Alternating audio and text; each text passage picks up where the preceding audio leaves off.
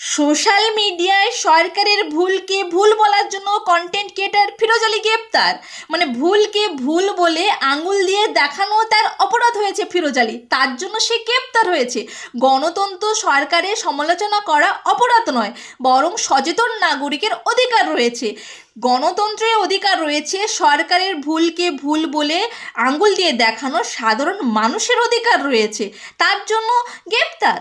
তাহলে সোশ্যাল মিডিয়ায় কন্টেন্ট ক্রিয়েটাররা ভুলকে ভুল বলে দেখানো তাদের অপরাধ, তাহলে সোশ্যাল মিডিয়াকে ব্যান করা হোক। নাকি কার কত ইঞ্চি বুক রয়েছে, কার কত ইঞ্চি কোমর রয়েছে, সেই নাচের জন্য সোশ্যাল মিডিয়া চালু থাকবে?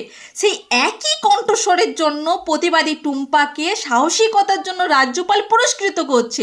তার মানে এখানে কি বোঝানো হচ্ছে, যে সরকারের বিরোধিতা করার জন্য কি ফিরোজ আলী গ্রেপ্তার হয়েছে? না, এখানে ওই হিন্দু মুসলিমের গল্প রয়েছে। একটা গান আছে না, এ কেমন রাজ্য বলো, কি বা খারাপ কি বা ভালো, ভালো মানুষ অন্ধকারে, অমানুষই আলোর দ্বারে, এটাই হচ্ছে।